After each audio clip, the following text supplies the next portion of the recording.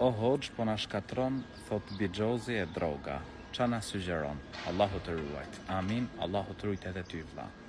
Larg bixhozit dhe drogës. Janë dy vese që me to shkatron veten, familjen dhe shoqërinë. Prandaj të këshilloj që t'i rish sa më larg, bëhu i vendosur, ki besim të fortë tek Allahu i lartësuar, lutes Zotin e gjatësisë me sinqeritet që të ta mundësoj t'i largohesh këtyre dy veseve. Dhe falja e namazit është shkak për t'u larguar nga veset e këqija.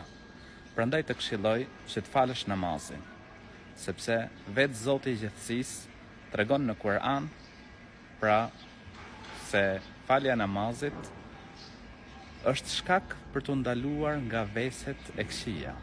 Inna salate tenha anil fahsha'i wal munkar. Allahu i lartësuar thot në Kur'an, pra namazi të ruan nga shthurja dhe nga çdo vepër e shëmtuar.